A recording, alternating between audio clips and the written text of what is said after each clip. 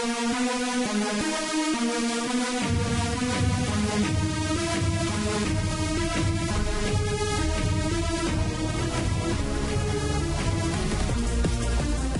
YouTube, Terrolution23 here, back again to show you guys another Litheo League battle. And today is going to be the Dragon Gym versus one of our challengers. And the Dragon Gym is led by Lucifer, who's on a Skype call with me. Hello guys, I'm Lucifer the Dragon Gym. I was also the Steel Gym Leader last season for Litheo, which was a very fun experience, honestly. If you guys ever watch this and want to try Litheo, please do. It's honestly a great experience. You meet so many good people. Yes, so much fun. And we do a lot of different events, and we'll have another one soon on our Litheo, on our Twitter page, at Litheo Region. And today's team is going to be Salamence, Gudra, Hydreigon, Noivern, Dragonite, and Ampharos versus Porygon 2, Garchomp, Slowbro, Exploud, Talonflame, and Breloom. Now, at first glance, one would think Porygon 2, Slowbro, maybe even Exploud or Talonflame are going to be an issue. But Lucifer, tell me, what do you think? What was you think your opponent's best mons and worst mons for this team? Like, when after the battle was all said and done, the battle really came down to one turn. Was a one-turn mess up, and it's the people who I thought wouldn't have been such a great help to them would have been Exploud and Talonflame, because Dragon type, resists most of the types he has on his team, being water, grass, and fire. And I thought I had a pretty good chance against him. And then coming into that battle, some things like major obstacles came up in that battle that really pushed me to the edge of my seat. Nice, that's awesome to hear. Now we're going to start this battle now and see how it goes. Alright, I don't know why it's a black screen. It takes forever, but anyway, Honest is issuing a challenge. Now this is going to start off with his Punch the Hope, his Breloom. I'm going to put off with my Salamence. Yes. And my thought process was he can either switch out or Spore me. Considering I had a Lumberry, I was safe to go for a Dragon Dance no matter what. So I went with the Dragon Dance, the really safe Dragon Dance, knowing that he couldn't do anything to me. Then I got the Dragon Dance up, and then this chance was either switched out or he could put me to sleep. So I went for Crunch, safe Crunch, hoping to do as much damage as I could. Which I do more than half, and I get the lucky defense drop, which I was like, yes, thank you, I needed that. And so as he goes to the side shot, hoping to do some major damage to me, which he does. He takes me almost down to half. And he was also probably hoping to take that Crunch a lot better, because he probably knew you were a physical threat, seeing that he brought in Slowbro. But that didn't really work out for him. No, and then he brought in this Porygon 2, which later became a really big problem to my team. No, yeah, the bulkiness of this Violet user is insane. Yeah, so knowing he either had to slack off or switch out, I went for the Dragon Dance to get my attack up. And this turn I go for the +2 Dragon Claw, hoping to OHKO this Porygon, which then eats the hit with more than half left of his HP. That looked like he only did like 40%. Yeah, it was insane, and he takes out my Salamence, and I was like, I'm still shocked by the fact that I only did 40% to it. And Porygon 2 gets him back. So I send in my Noivern, hoping to outspeed and take the kill, thinking that he's probably physically defensive. Oh, so he sends back in his Slowbro. I go for the Dragon Pulse, hoping to at least get some damage off whenever he sends in, knowing he has no fairy types. And it nearly takes out, brings it all the way to the red, and he gets leftovers back. And here, I believe he decides to sack it off for a safe switch, as I go from the Dragon Pulse, seeing how I'm Specs. So nothing he sends in is going to take a Dragon Pulse from a Specs Noivern very well. Yeah, definitely. And he probably thought, every time he brings in this Slowbro, it wasn't really doing much for him, so sacking it was probably the better move for him. Yeah, it was. So I switched out of my Noivern, and in my Ampharos, and he goes to recover, trying to get all the HP back, which means I did absolutely nothing to him. That's a horrible feeling. Yeah, it is. And then that turn, I go for Mega Evolution, hoping to at least get some damage off me.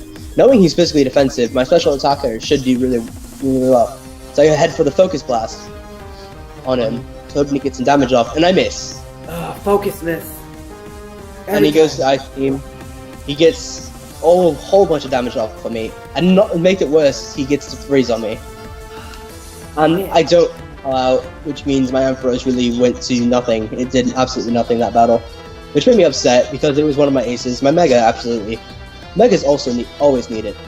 Oh yeah, I mean it's kind of bad enough that try attack. I'm sorry. I said a wasted Mega is not very good. So go into my Hydreigon, go for the Dark Pulse, hoping to wish for flinch, and he goes for the Ice Beam. And here was one of the most annoying parts of this battle. When he brings me back down to 42 HP, I'm like, alright, so I go for the Dark Pulse again, hoping for flinches. Didn't down below, in the orange, and he goes to recover. Stalling you and out, here's the dude. part of the battle where it just like becomes such a pain in the butt. Because he literally just sits there and just gets his HP back as I kill myself with Life Orb. Yeah, as annoying as that strategy, I mean, for him it worked out perfectly. It worked out just fine for him because he's always back at full health. I lose a poke, he keeps his poke, so the score was still in his favor. So I lost my Hydreigon with wasted effort when I could have saved it. And to rub some more salt into that when he just recovers right when you die. He recovers. He knows I was gonna die, so he recovers to get all the HP back. So I send in my Gudra, my special attacker. I'm running AV with max special attack, max special defense to take hits, and he goes for Ice Beam, which surprises me when it does almost 50 damage to me. An AV Gudra. Yeah. You know, it's probably at this point where he was really believing in the specialty attack of his Porygon 2. Because you guys are going to see later, that actually backfired, his belief in his Porygon 2. Yeah, so I went for the Thunderbolt, hoping to paralyze it. And he sends his Brave Loom, he Mach Punches me. Gets my Gooey off, which lowers his speed. Which doesn't matter, because I Flamethrower it and kill it anyway. Making the score, I think, 4-0? Not O. No, 4-2, 4-3. 4-3. Yeah, 4-3, because you have 3 left. And he goes to Talonflame, U-turns to get the safe damage off, kill my Gudra off.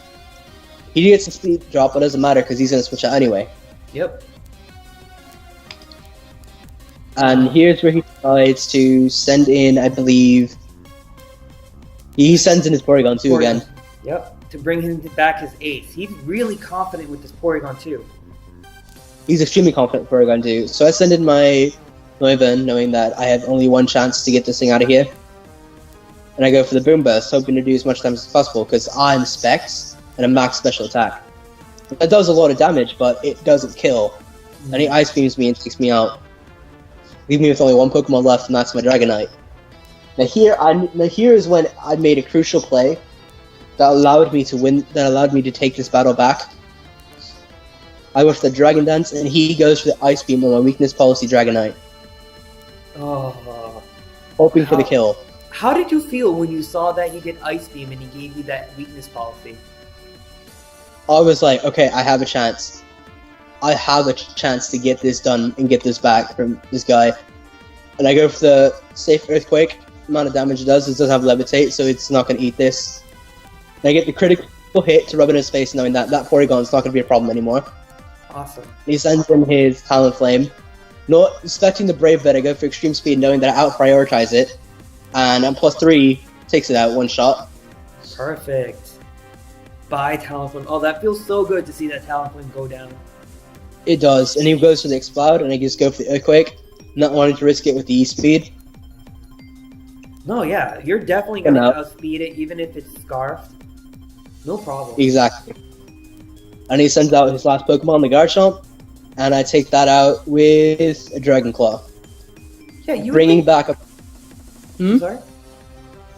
I said just bringing back a victory from an obvious loss. Oh, yeah, that one move, that Ice Beam, first turn to activate your weakness policy really saved you. It was a really good match.